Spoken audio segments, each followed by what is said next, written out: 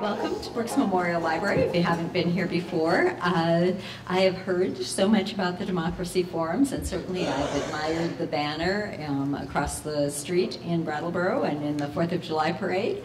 And so I never have a chance to go to the Democracy Forums because they're in the middle of the day, so luckily they're coming to us.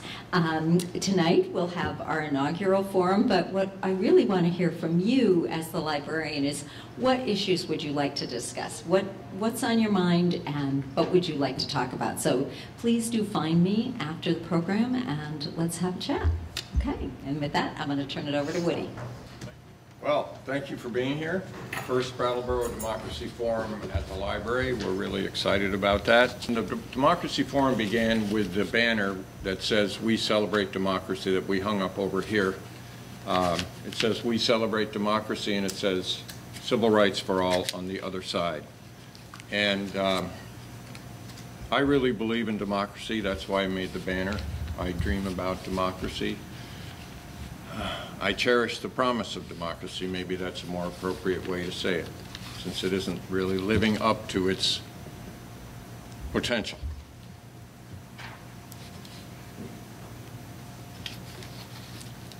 So we started these forums in 2017 at the River Garden, and as I said, we're really happy to be here.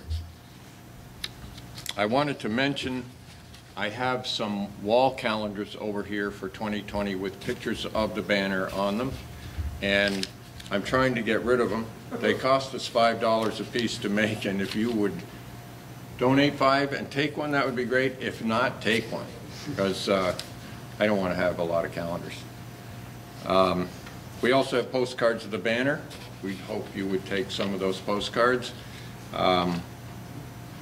I see the calendars and the postcards as propaganda for democracy, and I'm all for democracy, and so I made those calendars and postcards.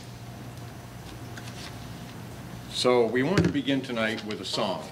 There are copies of the lyrics there in the chairs, and my good friend and Marlboro resident Jesse Lepkoff will lead us in the song "We Are Marching for Democracy," which I think we should be doing. So, thanks very much. Take it away, Jesse. We are marching for democracy, democracy, democracy. We are marching for democracy and civil rights for all.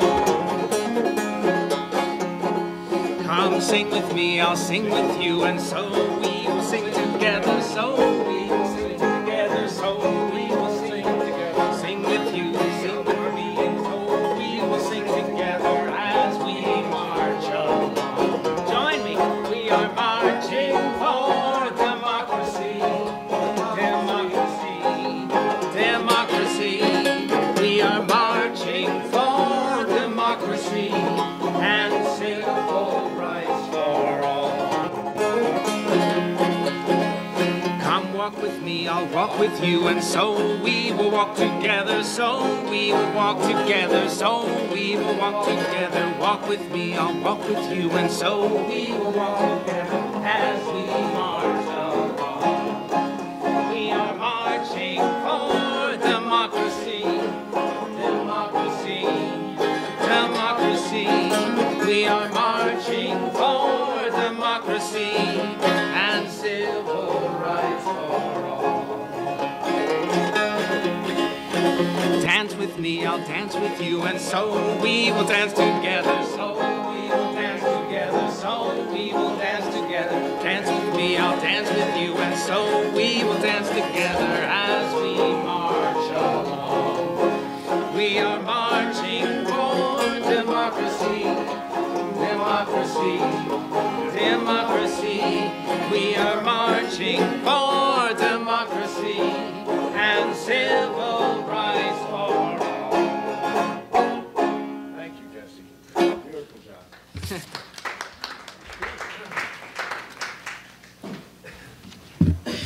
So as you can see, I'm willing to make a fool of myself for democracy. I encourage you to all do the same thing. This is not a time when we can be worried about how we look or how we sound. It's a time to stand up for democracy. So, our subject matter for tonight is, well, Nick, maybe I should let Nick introduce it himself, but it's really what may be the darkest side of democracy that we're going to be talking about tonight.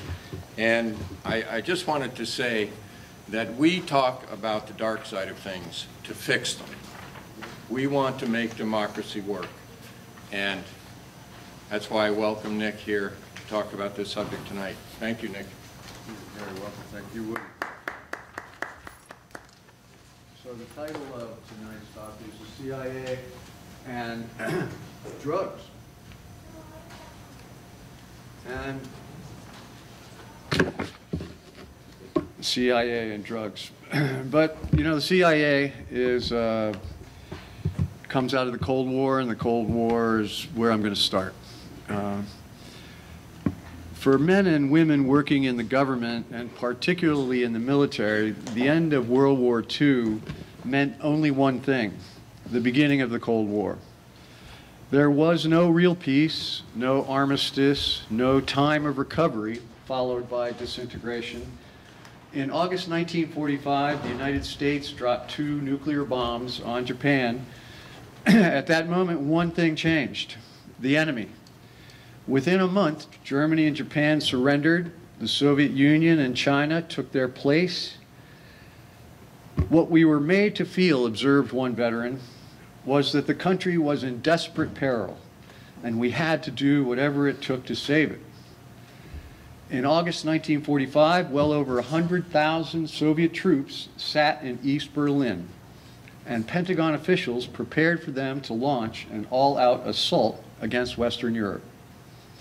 But in fact, something revolutionary had changed. 2 nuclear bombs had been used, decimating 2 large cities and demonstrating a power of destruction still unimaginable even in the wake of Hiroshima's and Nagasaki's rubble. America had built those bombs, and it had done so secretly under the Manhattan Project.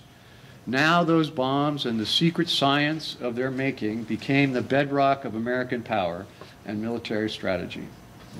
The maintenance of Soviet military stasis in East Berlin hinged upon the expectation that an attack on Western Europe would quickly lead to dropping a 3rd bomb. This central calculus congealed into the fundamental framework of military policy for both the United States and the USSR.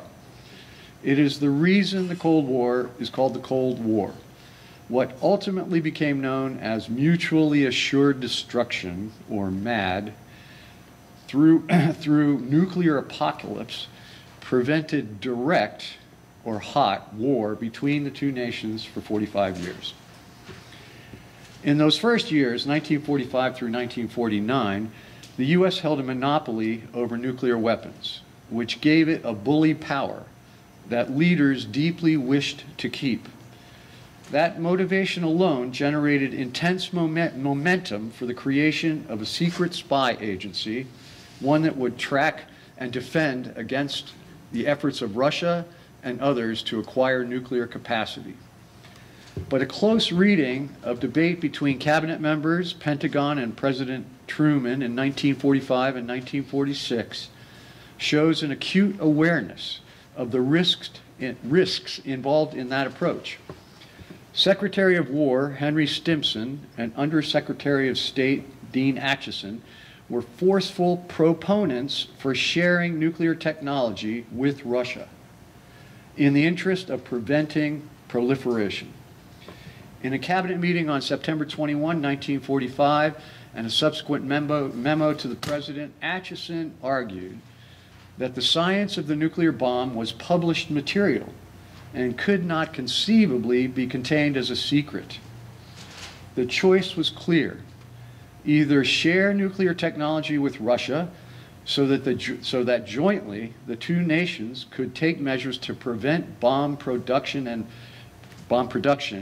or, quote, become hoarders of military secrets.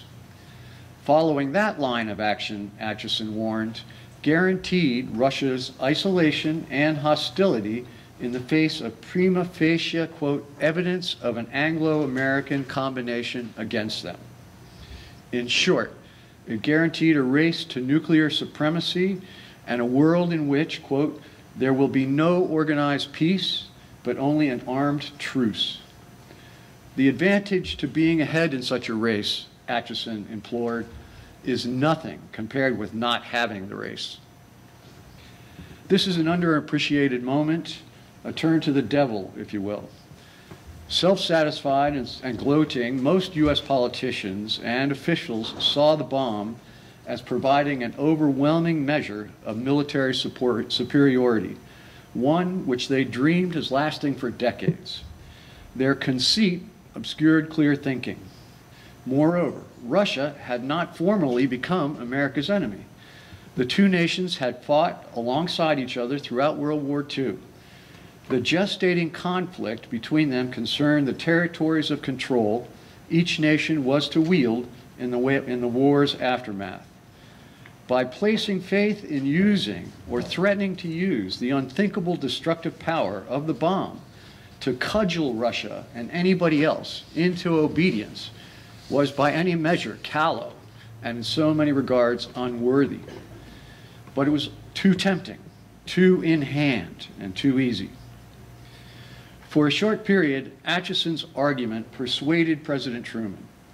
Together they fashioned an appeal to Congress calling for the, quote, renunciation of the use and development of the atomic bomb and a structure in which, quote, cooperation might replace rivalry in the field of atomic power. But opposition in the Senate from Republicans and Dixie Democrats overwhelmed the moment of statesmanship. The politician in Harry Truman recognized defeat, and he turned with increasing enthusiasm toward what can most honestly be called a policy of nuclear blackmail. As Acheson had foreseen, Russia responded by seeing an Anglo-American conspiracy against them, and they were right. Consequently, diplomacy between the two recent allies hardened as each saw the worst in the other. Renowned New York Times journalist Stephen Kinzer writes in his recently published book, Poisoner in Chief, that, quote, Cold War historians now agree that America's fear of Soviet attack was greatly exaggerated. What Kinzer chooses not to point out is that the U.S. policy of attempting to maintain a nuclear monopoly compelled constant demonization of everything Russian. There were many moving parts to the policy, from keeping up morale in the troops to building public support in the population. Russia had to be very bad and constantly threatening to legitimate risking nuclear Armageddon to stop them. When Acheson made his plea to work with the Russians for nuclear deterrence, he asserted one unassailable point. The bomb constituted, quote, a new force, too revolutionary to consider in the framework of old ideas. Political rejection of Acheson's plan did not change the truth of his proposition. It only cleared the way to ignore it. Instead of transcending the framework of old ideas ruled by unilateral action, exclusive alliances, spheres of influence, and balances of power, the Congress, the State Department, and the Pentagon, and very quickly Truman, doubled down on them.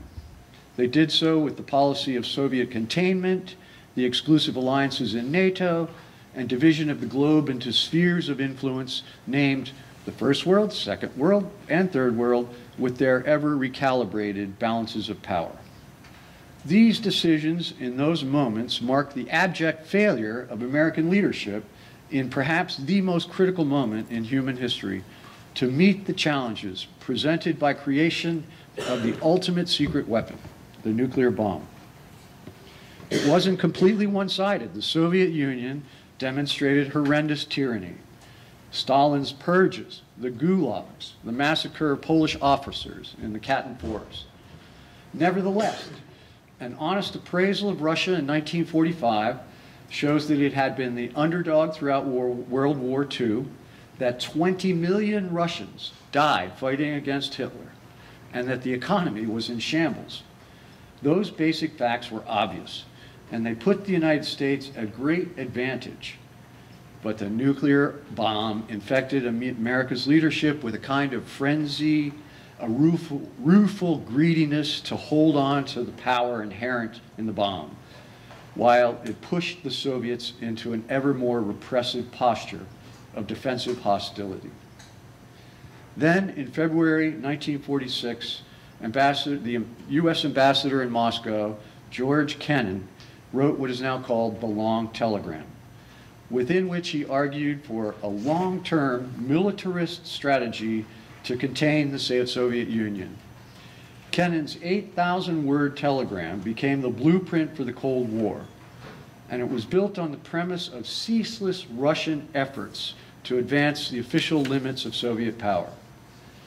Kennan depicted the Soviets in extraordinary terms. Here, I ask you the page 1 of the handout there, the typed thing. It says 1 on the top right corner. You can read along with me here. We have here a political force committed fanatically to the belief that with the U.S. there can be no permanent modus vivendi that is desirable and necessary, that the internal harmony of our society be disrupted, our traditional way of life be destroyed, the international authority of our state be broken, if Soviet power is to be secure. This political force has complete power of disposition over energies of one of the world's greatest peoples and resources of the world's richest national territory, and is borne along by deep and powerful currents of Russian nationalism. In addition, it has an elaborate and far-flung apparatus for exertion of its influence in other countries, an apparatus of amazing flexibility and versatility, managed by people whose experience and skill in underground methods are presumably without parallel in history. Finally, it is seemingly inaccessible to considerations of reality in its basic reactions. Kennan renders an all-powerful monster, fanatical, fiendish, and, quote, without parallel in history. It's phantasmagorical. Elsewhere in the telegram, he elaborates on the so-called irrationality of Russian behavior. I draw attention to the second paragraph we'll read for its eerie parallels to contemporary Washington. And to make a point, I'm going to read this paragraph replacing the word Soviet or Russian with the word Republican and replacing Stalin with Trump. It should not be thought from above that the Republican Party line is necessarily disingenuous or insincere on the part of all those who put it forward.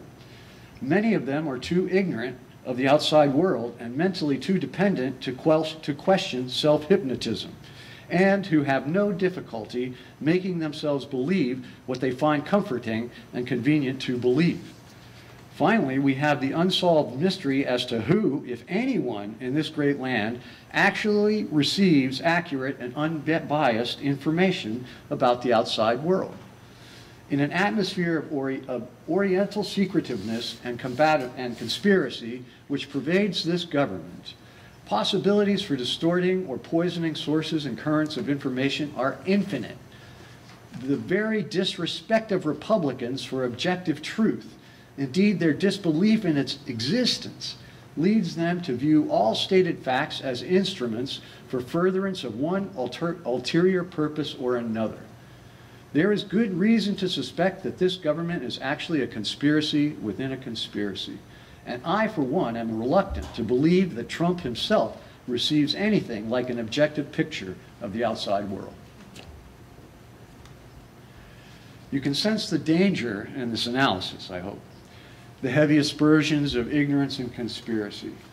Most of us in Brattleboro gladly perceive the Trump government just as Kennan depicts the Soviet government of 1945. Yet as we talk about Trump, conspiracy, ignorance, and willful insincerity, we do so as a balm, an explanatory aid to weather the harm being inflicted. When we're serious, and we're serious in January 2020, we know we have to confront Trump and the Republicans as strategically self-aware equals whose every tactic has an objective. We have to put aside notions of willful irrationality so as to remain in fact-based reality. My point is that fighting Trump as a self-hypnotized fabricator is fighting windmills. And fighting Russia in 1946 on that basis was also fighting windmills. The oil companies and the people on Wall Street loved it in 1946, just as they do today. Why? Because it disengages the conflict from the field of material interests which they represent and puts it into the theater of ad hominem swordplay. For instance, Shifty Schiff versus Orange Blimp. And where do we go? George Kennan's argument for fighting the Cold War was dangerous. There was no end of his projection of Soviet infamy. In perhaps the largest leap of fancy, Kennan described an undetermined proportion of all liberals, progressives, and persons with grievances, whether economic or racial, throughout the world to be, quote, in an underground operating directorate of world communism, a concealed Comintern tightly coordinated and directed by Moscow, unquote, who infiltrate labor unions, youth leagues, women's organizations, racial societies, religious societies, social organizations, cultural groups, liberal magazines, publishing houses, etc., unquote, to dominate them in the interest of destroying America. It was, by any measure, an astounding claim, one made without an ounce of evidence, and the worst part about it is the consequence of asserting it. The only way to combat such purported infiltration into any particular cultural group, youth league, racial society, etc., is to reproduce the infiltration in search of the dirty rat commie within.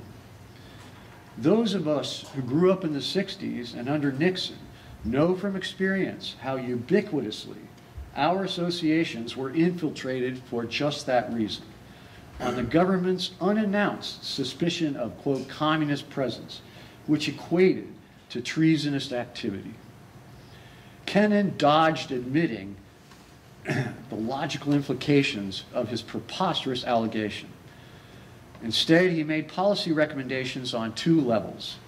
One official, the other he called subterranean. On the official plane, Kennan urged the stationing of military forces at every geographic limit of Soviet presence with the threat to use forces and the bomb if actively confronted. He wrote that while Russia, quote, is impervious to the logic of reason, it is highly sensitive to the logic of force so long as the adversary makes clear his readiness to use it.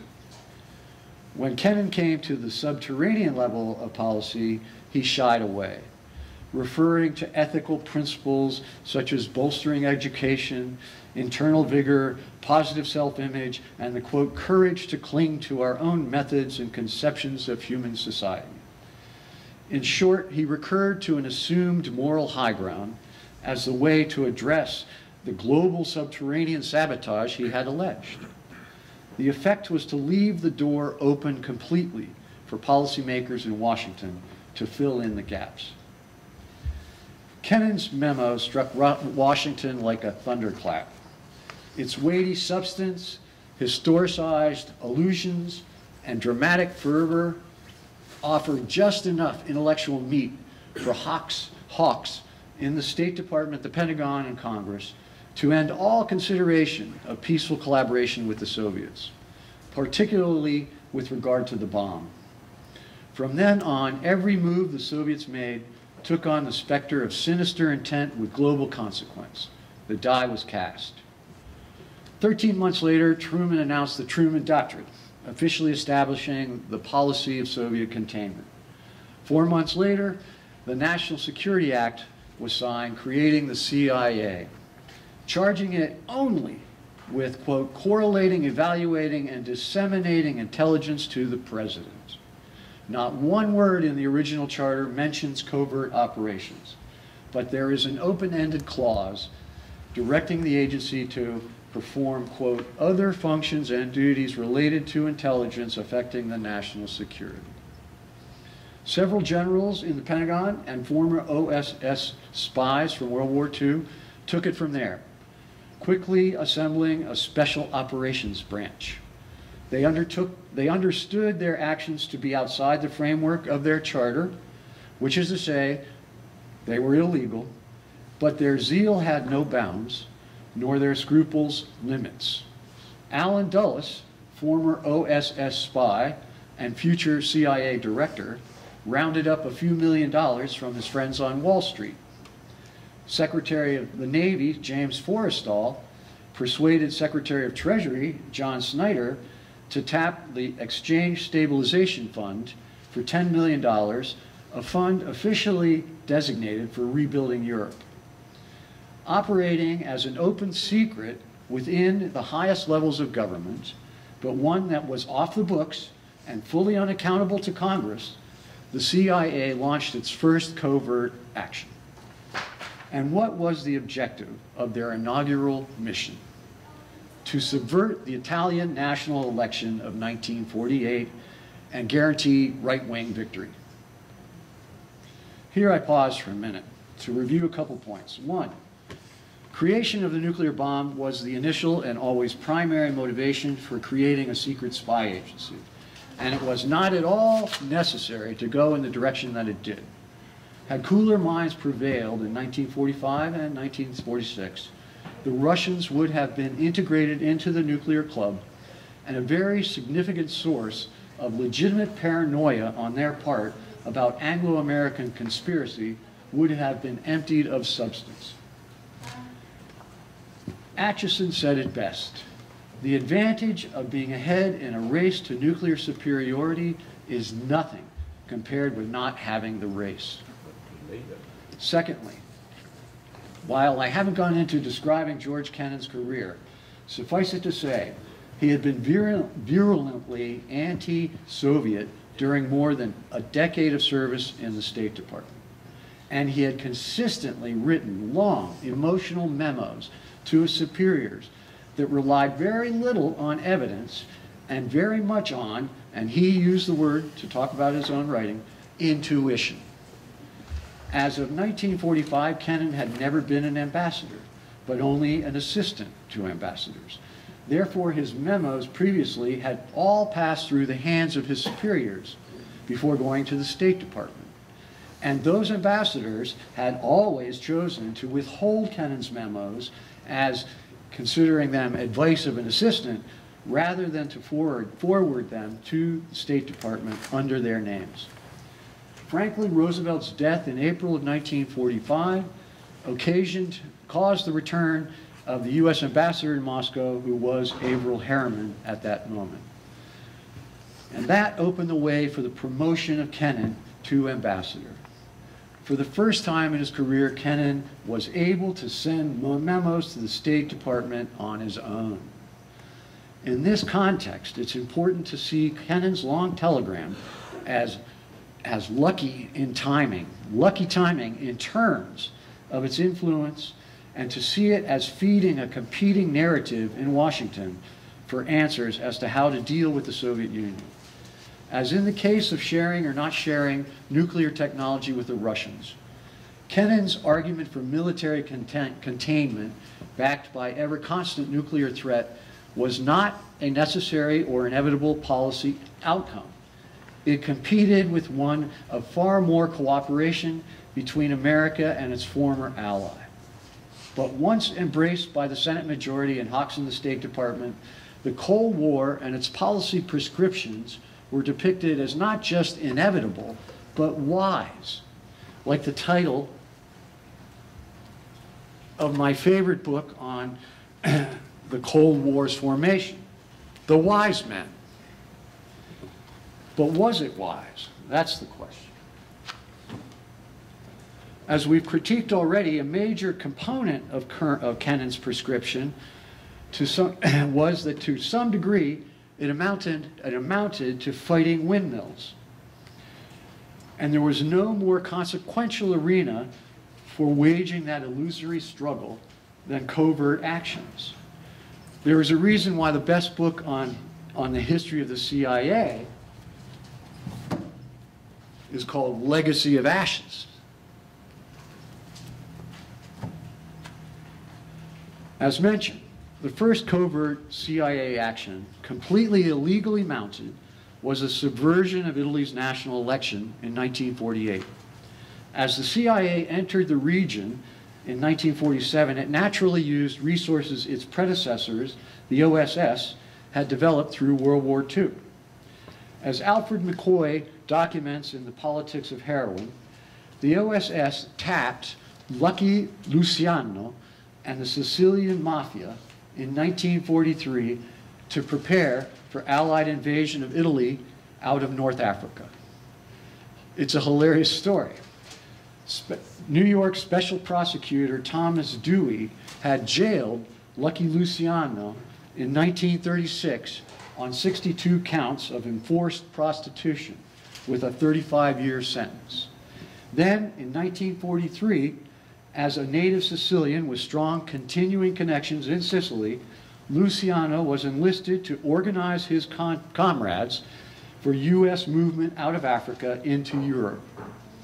He did so, the invasion was successful, and the Sicilian Mafia found a new patron, the U.S. government. In 1946, now Governor Thomas Dewey commuted Luciano's sentence for service rendered during the war, adding to it a deportation order to Sicily.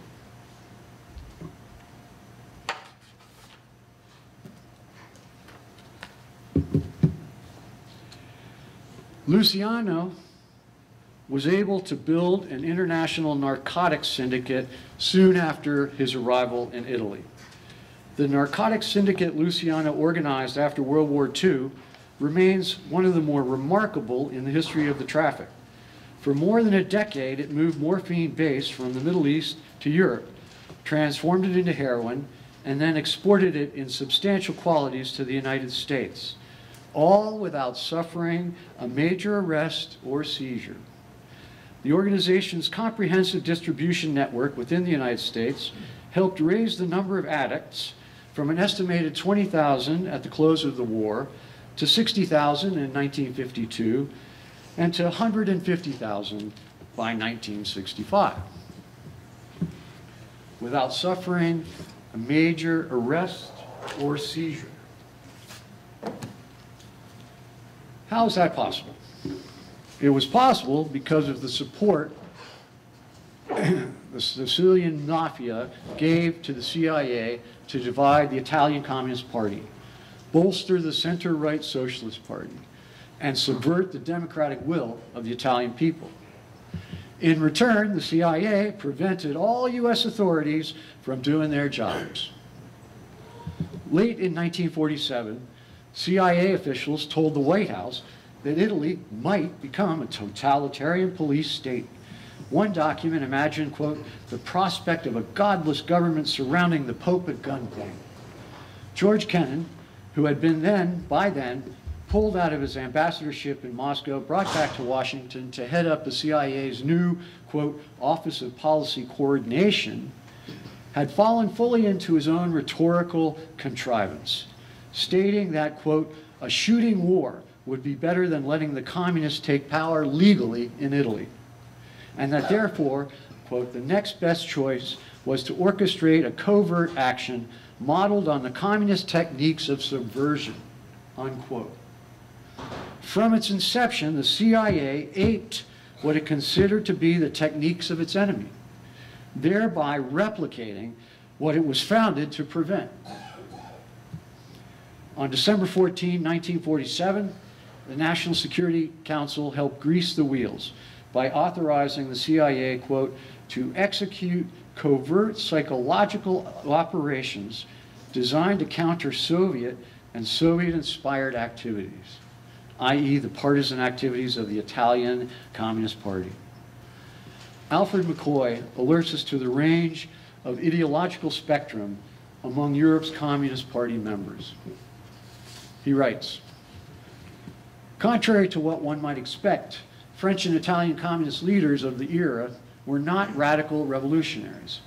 For the most part, they were conservative, middle-aged people who had served their nation during the wartime resistance and now wanted, above all else, to take part in the governance of their country. Their leadership of the wartime resistance had earned them the loyalty of the working class, and thanks to their efforts, Unionists had accepted low post-war wages and abstained from strikes in 1945 and 1946.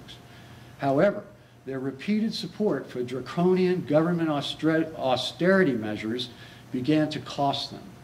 The rank and file wanted more.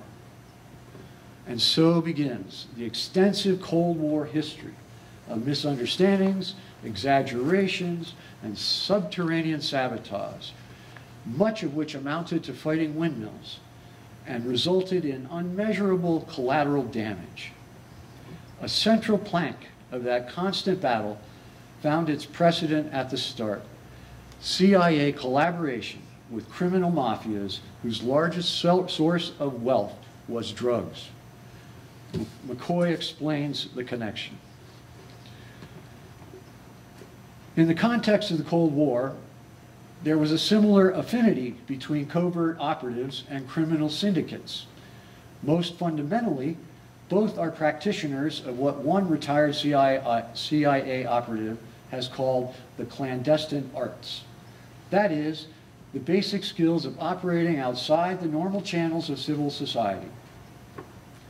Among all the institutions of modern society, only intelligence agencies and criminal syndicates are capable of carrying out covert operations without a trace.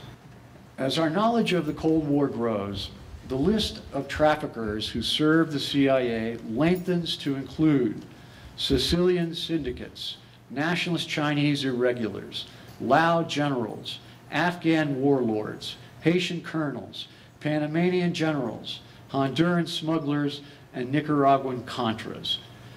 These alliances may represent only a fraction of the CIA operations, but they had a significant impact on the narcotics traffic. As this passage identifies, national Chinese irregulars, Lao generals, and Afghan warlords are a few of the syndicates chronologically cited whose cooperation with the CIA came in return for collaboration in the production, transportation, and distribution of narcotics. It's enlightening to quickly review the circumstances of these alliances. The launching of the Truman Doctrine was global and officially focused on the Soviet Union. Almost immediately, China fell to Mao Zedong, and it too became the focus of Cold War anti-communist hysteria. And so, in the logic identified by McCoy, if we look at the map handed out,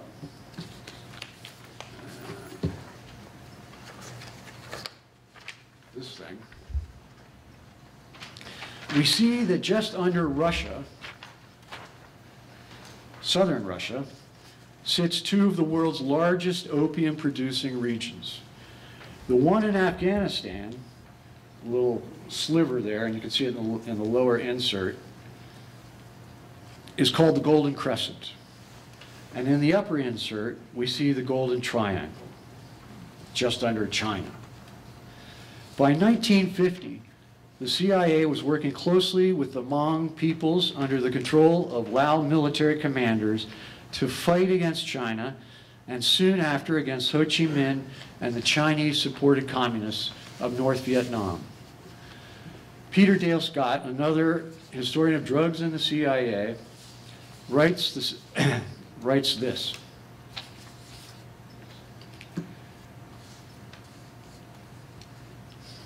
The most dramatic increase in drug smuggling since World War II occurred in the context of covert operations. CIA involvement in Southeast Asia contributed to the U.S. heroin epidemic of the late 1960s. These alliances in Thailand and Indochina were carefully documented by Alfred McCoy. McCoy showed how opium production by CIA-backed warlords increased tenfold in a short period after the CIA moved in and how heroin distribution to the West was facilitated by Sicilian and Corsican mafias, intelligence connections in Palermo and Marseille. When, in 1975, the U.S. lost the war in Vietnam and retreated, the CIA's attention soon turned to Afghanistan, where, in 1978, a Soviet-sponsored coup d'etat put a communist government in power. A year later, the Russians invaded. CIA operatives immediately engaged in building alliance with opponents of the new regime who were unfailingly opium-producing warlords. Unlike the French connection of the Golden Triangle, Sicilians received their heroin from Afghanistan, the single largest exporter of opium in the world by the mid-1980s, and the source of half the heroin consumed in the United States. The chief smugglers of Afghan opium were, and as of this writing still are, CIA-backed anti-Soviet guerrillas working together with Pakistan's military intelligence. Now, if you look at the flip side of that map, you'll see a graph. And that's a graph that I got from last week's story in the New York Times about the failure of the Afghanistan war. And it's not a very clear graph because for whatever reason, but if you look at it, you'll see the line goes way up. And on the left side, you'll see that there's the number 2002, talking about the year the United States entered Afghanistan, during which time 84,000 hectares of opium were cultivated in Afghanistan. And then, at the other end of that line, in year 2017, we have 328,000 hectares of cultivated opium. And all throughout that time, who's been in control of Afghanistan?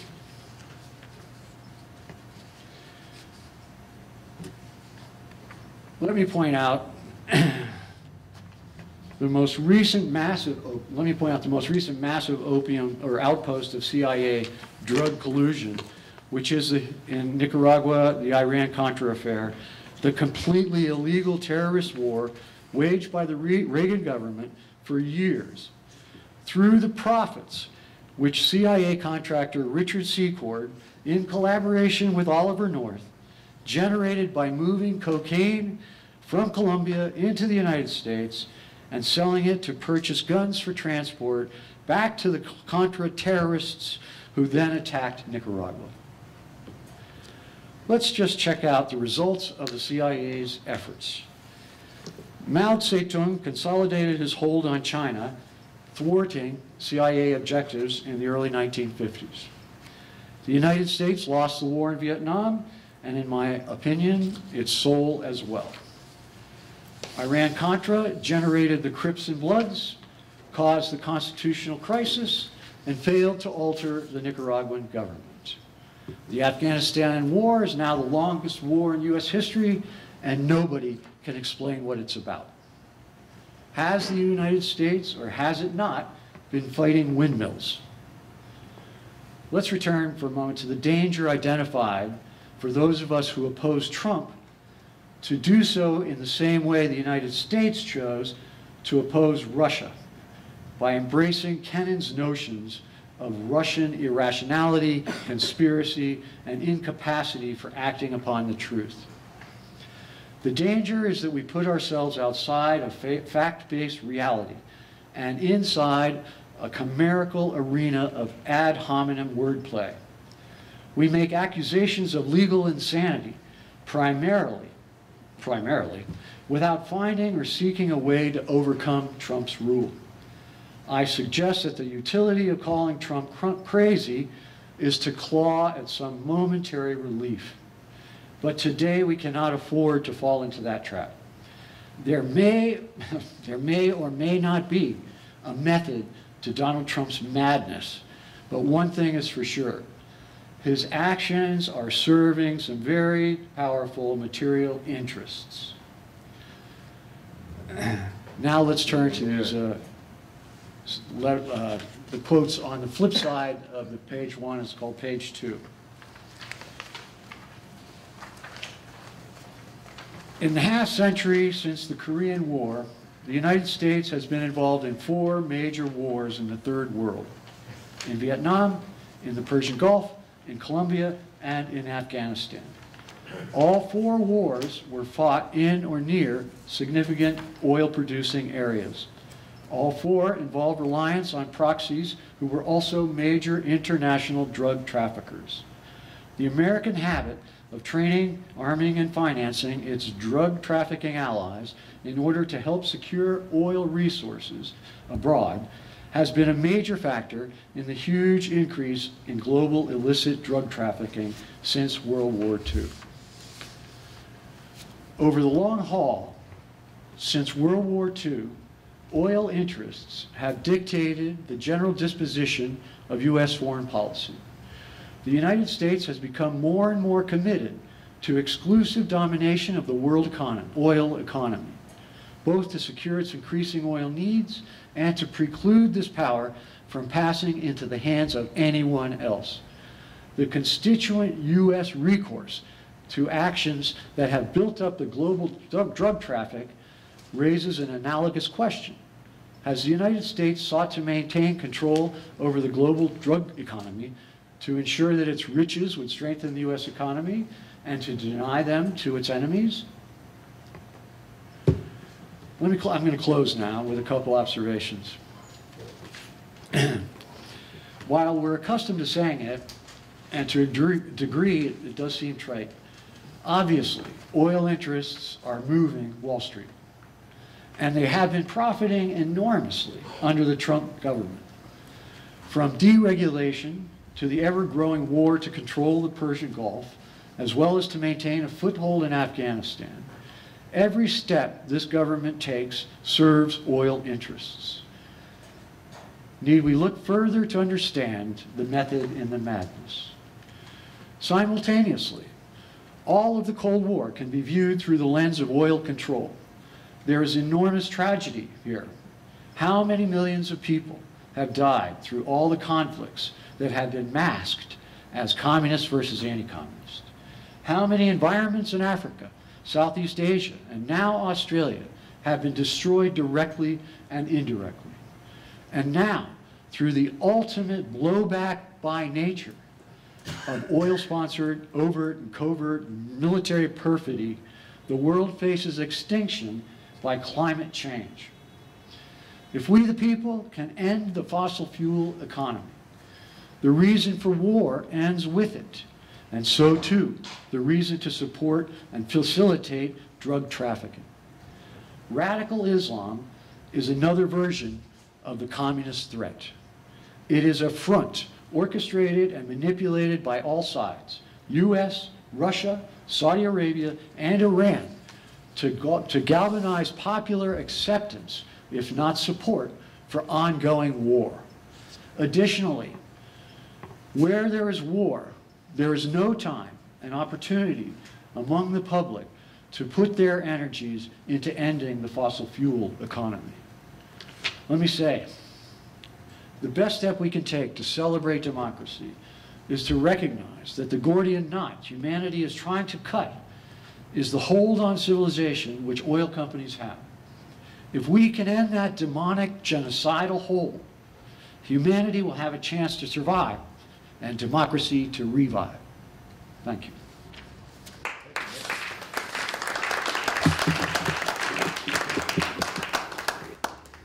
So, glad to take comments, questions, get a conversation going.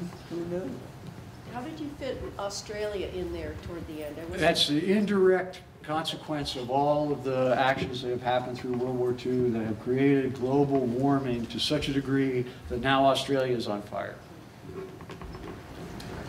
Whether it goes back a bit further to the Industrial Revolution, I mean, it's not the... You'll have to speak louder. I'm half deaf. I mean, I don't think it's quite entirely fair, is it, to say that the Australian bushfires presently, or global warming presently, is a result of the oil lobby controlling things in this country. I mean, we've been pumping CO2 into the atmosphere since like 1790. Sure. So, I mean, I think that that's a bit tendentious. Also, So- on the subject of tendentious, you also said, in respect to this graph, unless I misheard you, so this is a question.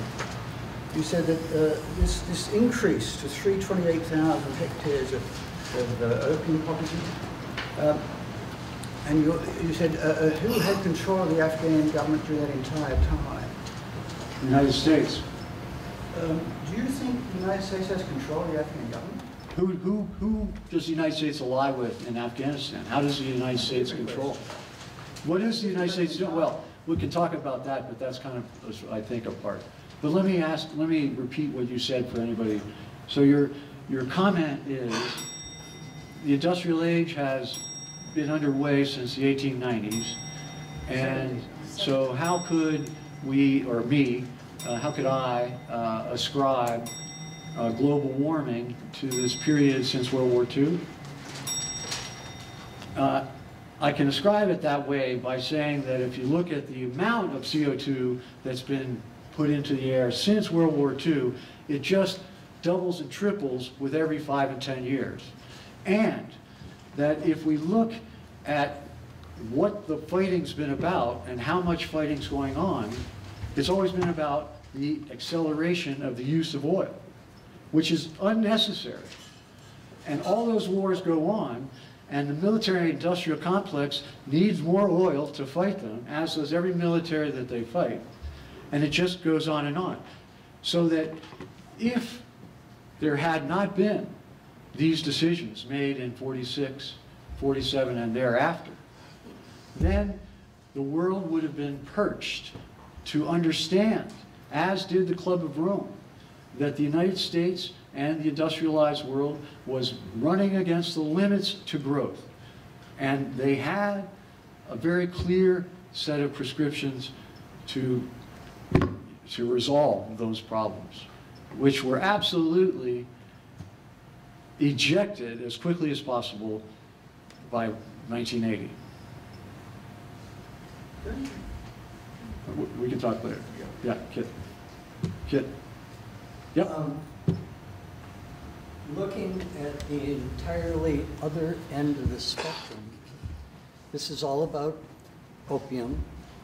The point is, there's a market for it, and that's a cultural phenomenon in the just looking at the United States. But that end of it is not looked at. In other words, why is there a market in the United States? Who are we as a people to accept, endorse, and use opium? Well, I certainly have no answer for that, but I will point out that the question was, who are we? Who are we, I mean, as a society, that we're so ready to be addicted to opium that I think that's what you're saying, is that right? It's a statement of something's going on emotionally, because that's what's at the root of issues in this country that creates the market. Well, supply is a real helpful part of that.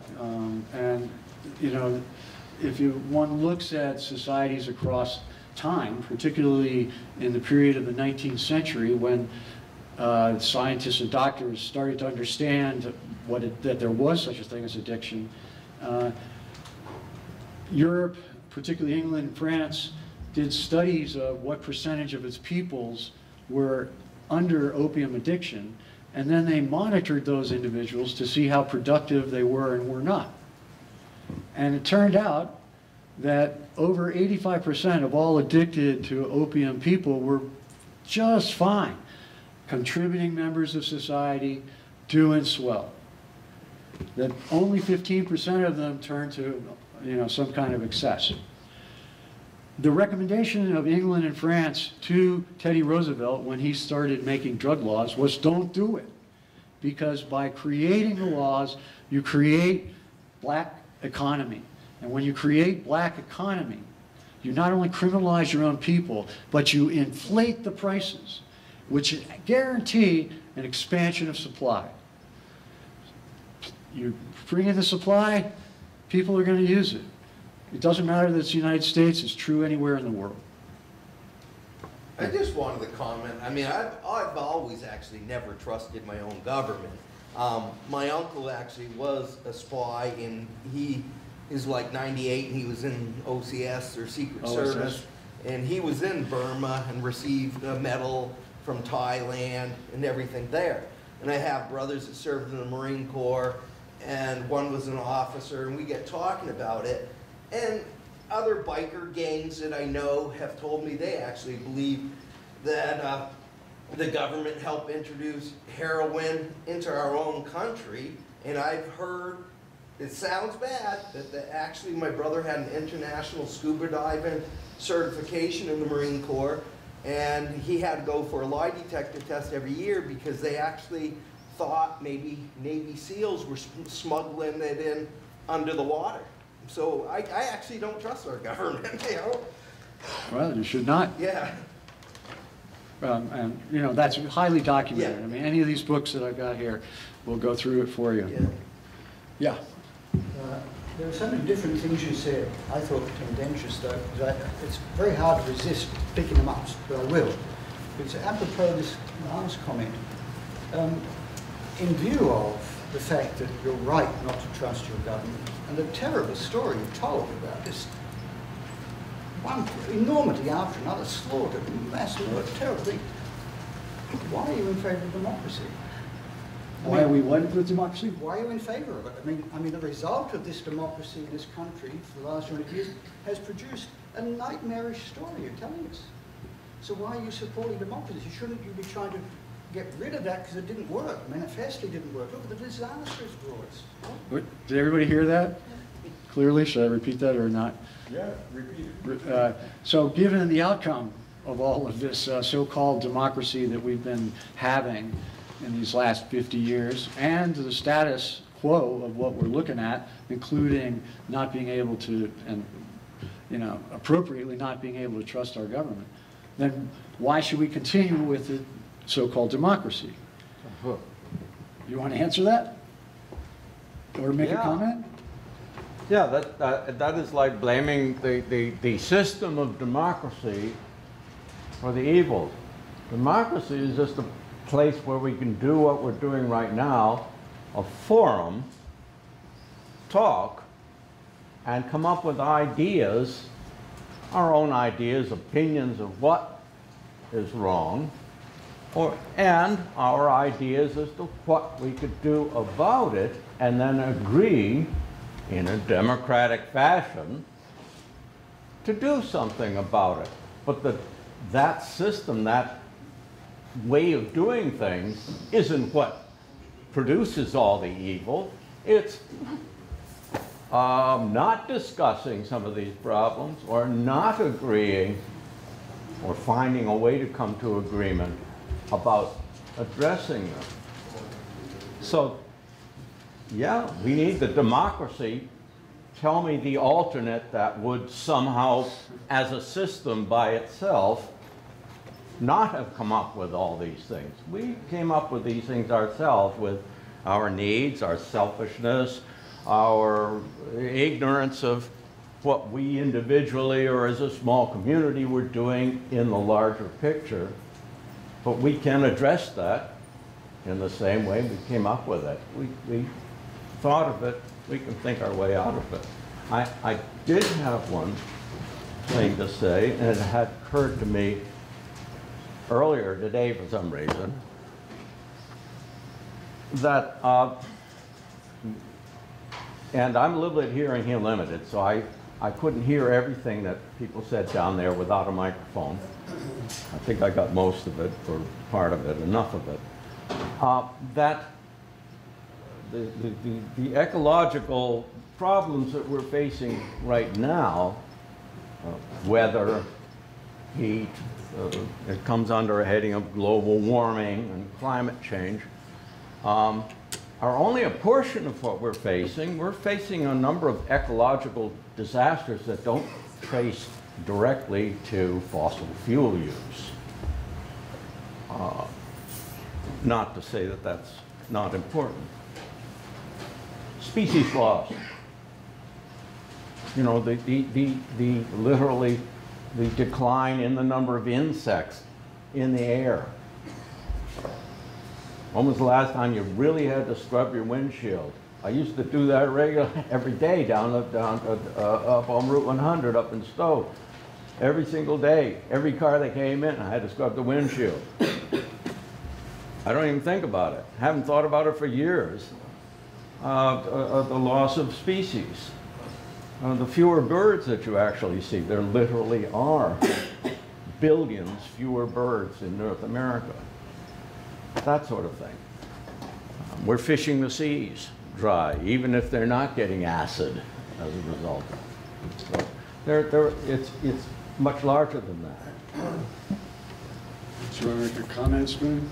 Yeah, it seems to me that this control of oil, the manufacturing of the Cold War and all that is really about power. Yes. And why, and even if we change, even if we got rid of oil as a source of power, would that curtail, why would that curtail the U.S. interests in global control? Why would we not just find another way? Who among us in this society is interested in global control? Are you? No. Is there anybody in here interested in global control? I am. No. No. That's not. Americans are not as individuals about that. But America has positioned itself for 100 years as interested for that power. And specifically from 1896 to this moment, to access fossil fuels for its military and the control that that will engage. Now, it's over. We're here. We're about to go extinct as a species if we don't change. And what's causing the most rapid destruction of us is the pursuit of this power.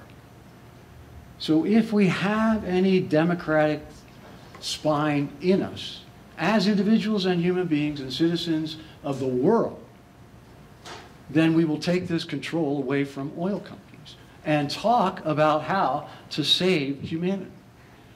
And if we don't, then we will just sit here and watch things get worse so much more quickly, et cetera, et cetera. That's my answer to that question. To the point being made about, well, this is democracy. Well, if democracy has produced this, then why do we support democracy? I suggest that, in fact, this is very symptomatic of the failure of democracy, that these structures of foreign policy, the political economy, and the CIA and national security state are really representations of fundamental weakness and how weak our democracy is and perpetually getting weaker. Now, democracy is not a noun, it's an adjective or something, but you constantly have to fight for democracy. You don't just achieve it. It's like the American foreign policy. We think we can go into a third world country, set up an election, and all of a sudden you have democracy. That's the farthest thing. Elections are one part of a democracy. It's what we do every day, what we do, or what interests our government will serve other than those of the wealthy. So you have a Bloomberg that can now become a major player because he's only worth $65 billion. Is that democracy? I don't think so. So I think what you're talking about is really a representation, a manifestation of the failures of our system. And that's why we do these things. That's why we're having these discussions, because we give a damn about it. That's why we're here. Try to improve on that. Yeah. Yeah, I think, speaking to your thing, why don't we get rid of democracy? I think it's the corruption of democracy that by those in power, like the oil companies, the ability to buy elections, to lobby. I mean, that is,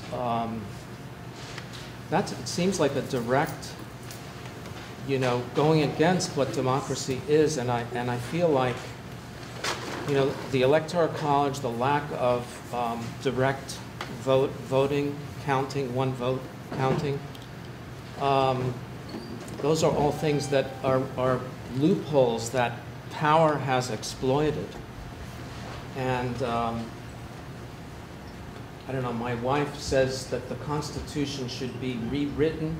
I know in Bolivia, where they had an indigenous president for a while, in the Constitution, they gave the earth rights. The earth had a right for well-being of the earth. You know, things like that. It may be time to rethink. The Constitution is very old. It's outdated. Things have changed so much that it may need to be amended greatly. But I think that, you know, if everyone would vote, it would make a big difference. And I think there are some countries where if you have a passport, you have to vote. I think that wouldn't be a bad idea to cast a vote. Well, that's true in Australia, but the Australian government presently denies climate change. So believe me, there is no pill that's going to solve this problem. One last comment that I'd like to make, though, is you keep talking about oil companies. You know, what drives me crazy walking up and down the street in Brattleboro here is seeing all these people complaining about climate change, and yet all these cars driving by, just one person in the damn car. It's not the oil companies, it's the people with their motor cars that buy the oil. If the price of oil went above a certain level in this country tomorrow, whoever's in power would be thrown out and a new government put in, because it's the people who want these things. It's not the oil companies. Your history is a liberal history. It deals with ideas, not with forces. You should read some Marx. I would argue that you're blaming the wrong people. We have Hobbesian choices in our society. You either can do good or do bad, and mainly it seems like we can do bad. I don't want to be driving a car, but there's not a whole lot of mass transit out there. There's not, you know, when I have to go to New York, you know, it's a struggle to get there. You know, so don't blame, I don't say blame the individuals, blame a system that promotes and destroys, in the late 30s, destroyed the infrastructure of mass transportation in order to promote the use of individual cars. So I think that's more Marxian than anything. Yeah. Me? Yeah. I think democracy is an ideal, an aspiration, like equality, goodness.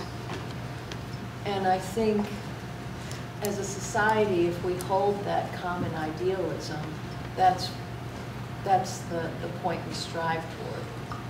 Whether we're there or not is obviously we're not. But I think we need that ideal to strive for. But and I think we'll always have the greed and the power, because that's part of the human being. And we have to put checks and balances and have a dialogue about that at all points. But to me, the biggest problem right now is truth, and how unvalued truth is, and how difficult it is to ascertain truth. And the fact that we have a CIA that is not accountable to the people, to the government, to a budget, I just don't see how within our structure, or me as an individual in the system, can challenge that. And the thing that I want to ask is, how, you said that the CIA was first chartered. By whom? And can we go back to them and say, take it back? I mean, Congress. yeah, but it seems like, you know, we've created a monster and somebody has to go in there with the gentle leader, like a dog, you know, a crazy dog, and get things back in control with at least some sort of notion so we can discern what truth is. Democracy has to have truth to work. Well, I'd like to make a comment to that. The first truth that's being denied is the truth of the science of the climate. That's the most overwhelming denial that's underway by the oil companies and their patrons in the political world. When we look at the history of the Earth since World War II, which is the point of what my talk here, the overwhelming underlying cause of political events is the pursuit of power and oil. But oil is power, and power is oil. And people don't matter, nor does the environment. If the human being embraces the truth of the science of climate change, then we will recognize the urgency to stop driving even though we can't go to work, and to instead march in the streets and shut down this economy. Because that's the only way we're going to make it, is shut down this economy together and demand that the oil companies lose hold of our politicians, our lobbies, and our media, and we create a world that can sustain itself. So I agree with you about truth, but we can find the axle, you know, the spine of it all is the need to embrace the truth of science and the science of global change. Kit, and then Steve. Yeah. This is a can of worms I don't want to open. I don't think any of this has to do, as far as all these problems that are being brought up, it isn't democracy. We're looking at the wrong place.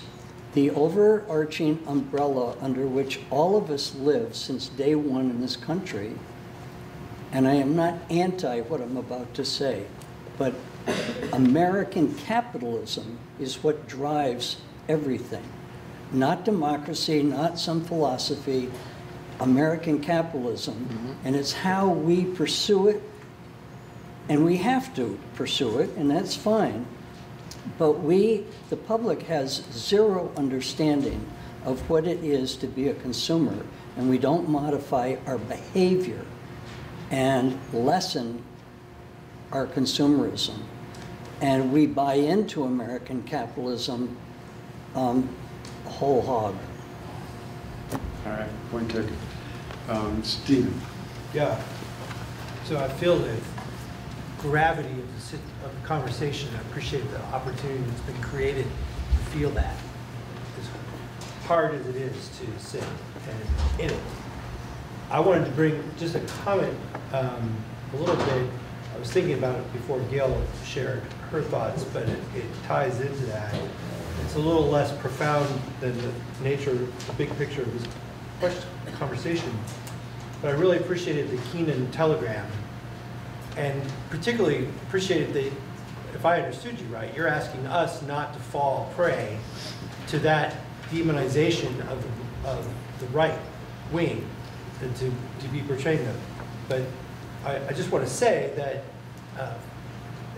for anybody who goes over to Fox News and listens to the narrative there, to try to understand how it is they think and act the way they do, they are playing out this narrative on Americans, on liberal America, to a T. They have taken it up another level. It's phenomenal how closely the script fits exactly this. Yeah. And so that is a hugely divisive force within. They're not doing it to the Soviets, they're doing it to half the country. Right. And to, I mean, if there's anything, to understand how that card is being played to divide us and to create these false narratives and political powers, it explains a lot about how we're in the stew that we're in right at this moment. And I hope that possibly a key to where action can be taken, which is around exposure to truth, and to protect our freedom of speech and our sources of truth, and to make sure that they're heard, at least sounded. I mean, if only, you know, Bloomberg and 48 other billionaires sued Fox News for libel every time they libel, which is every word's out of their mouth, maybe we would be able to shut down Murdoch, who runs Australia at all, and then start talking about how you recreate a form of truth. Yeah. My last comment is I've had a sister that lived in India for over 20 years, and she came back to this country, and she just is amazed that how we can even afford to live in this country anymore, and everything is about money and forgetting about the human being. One other comment is I worked at a local high school, Bellows Falls, when they used to have the nuclear safety drills under federal management. And I asked their director, I says, what is your worst fear for crisis in this country?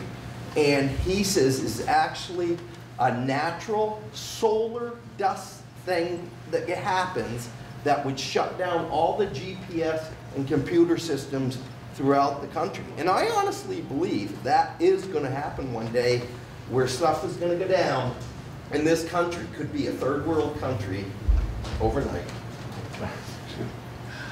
Yes, ma'am.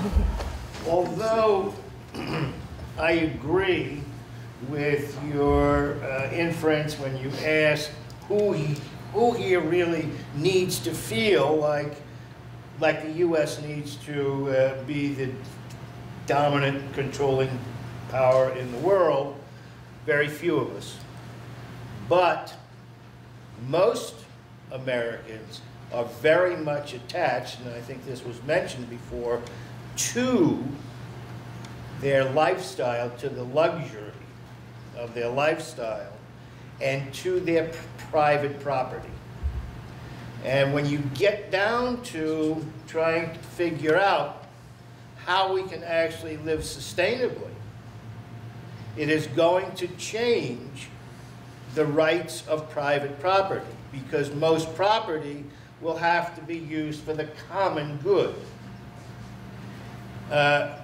One of the more enormous, debilitating aspects of life in America is sprawl, where we cover so much ag land, where we require such an enormous transportation system, roads, and the automobile, so that we can have the right to live 10 miles or 15 miles or 5 miles from town. It's very hard to imagine Americans giving that up until they're forced to, because things have become that bad. It will be very hard. It'll be downright revolutionary. Yeah. I think part of what you're getting at is the lack of checks and balances.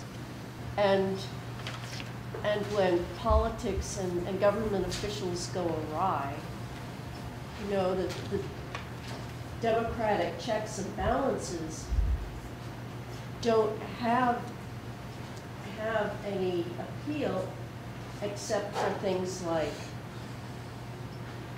impeachment. You know, and now we're seeing that impeachment may be a nice waste of time. I mean,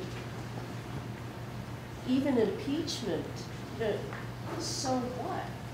I mean, I hate to say it like that, but really, what's going to come of it? I strongly believe this fellow should be impeached and you know, gotten rid of. And yet, what's to say that the next in line, the next 5 in line, aren't going to be as corrupt as he is? And what can we do to ensure democracy when the individuals make choices against what they've sworn to uphold.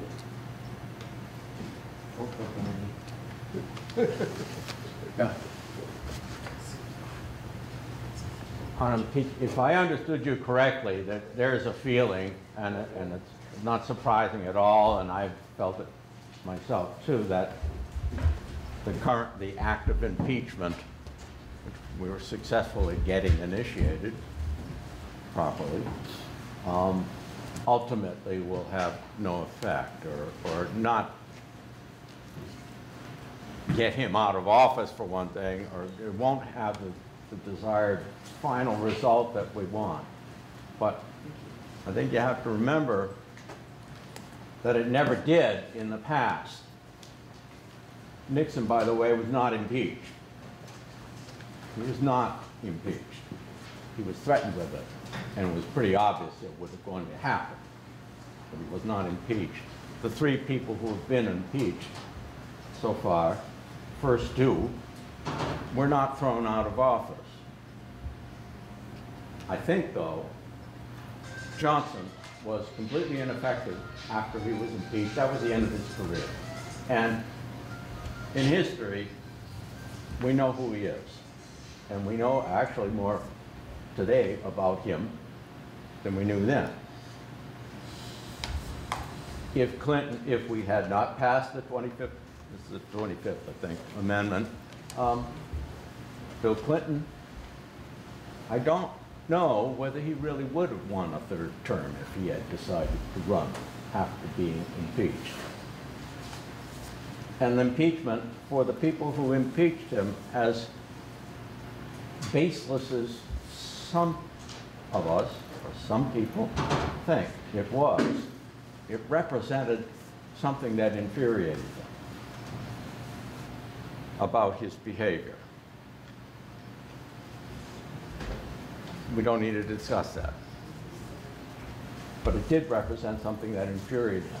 What surprises me is that it no longer seems to infuriate them, that kind of behavior. To sum up. I'm sorry. Trump has been impeached. That's done. He's been impeached. History will decide what he was, even if the Senate doesn't throw him out. And history will judge that, too, in its own time. So it's successful as far as I'm concerned. It's something that needed to be done. It was done, and that was right. But that's just my opinion. Do you think our government killed John F. Kennedy? I don't know enough history as you guys read. I mean, they say there's 2 shooters. I mean, I was born in 1963, and it's always been a mystery to me. I've heard family members say years ago that they believe it was our own government, so I don't know. Short answer, yes. I remember what my mother had to say about Kennedy. She couldn't have talked about with us spitting to her teeth. So. Yeah. But that changed 10 years later. What do we do when you say the fake news and all this? What do we do when we can't agree on common moral values? What do we do? I mean, we vote, okay. We work for Bernie, but you know, what else can we do? See, this is why I mean, every avenue of pursuit that my mind goes to, it comes down to this axle that if we don't survive, then all this is just silly anyway. And the only way we're going to survive is to end the fossil economy. And ending the fossil fuel economy will require a democratic union of humanity unlike anything that we've ever seen before. And if we don't do that yesterday, and certainly today and tomorrow, we don't have 10 years before we'll be living in Syria chaos. Because that's, you know, what's happening in Australia. How would it be, you know, it would be, I'd like to go there for a day just to find out how it feels. But I've been reading enough that it feels already very much like Syria feels.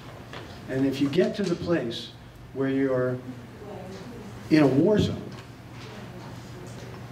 then you're in a war zone. And every day is just about survival. And we can talk about human rights later.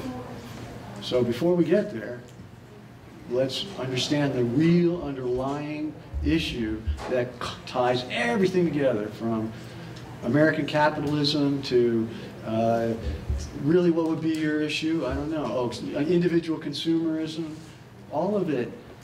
It just has to be seen within the line of how our energy system runs and who's doing it and what it takes to have that go on. How do we continue to have so much oil and why? And if you look at everything, it always comes back to this struggle that becomes very violent very quickly and that undermines anything that could be accountable in our democratic system. Who buys the politicians? The richest people. Who are the richest people? The oil corporation. Who is Dick Cheney? Who is George Bush? Etc. So it all runs, it's all of a piece. So we just have to focus on that and get together on it and work from there. Because that's the one thing that we have to do, and nothing else is possible if we don't do it, is my answer. I think cybersecurity is really above that. If we don't have cybersecurity, you know, others can shut down. And you'll have a chance to start a new economy because our power plants will be shut down, you know? Yeah, but cybersecurity is a truly high echelon reality that is controlled by whom? Again, the people at the highest levels of government who are paid by the people at the highest levels of the corporations. I mean, I have no access to worrying about that. And if they choose to allow everything to shut down, if they can't control it and that happens, well, that would speed along our having to change. There goes Wall Street. Well, at least for a while. Yeah. So I'm not worried about that. There go our, you know, our retirement savings. I mean, it could be. Well, you know, that's for sure. It's all about numbers and computers, that's for sure. It could be grim. Yeah. Oh, it will be. Nothing isn't.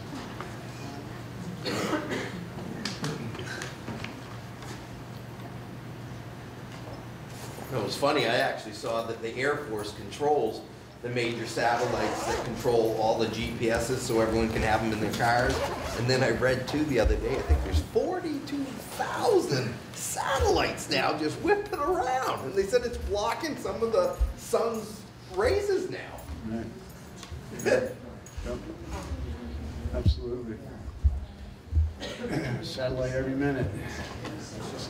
Well, what do you think? We should convene the ending? Yes, I think that we could wrap it up. Okay. Yeah, I'd just like to except it's great to see you here. And we have someone else here who is going to sing the same song. Yes, it just so happens that Bob Wyckoff was able to come. Take it away. Yeah. A year ago or so, Woody asked me to come up with a song to sing. Believe it or not. That long ago. Sing with me, I'll sing with you, and so we will sing together.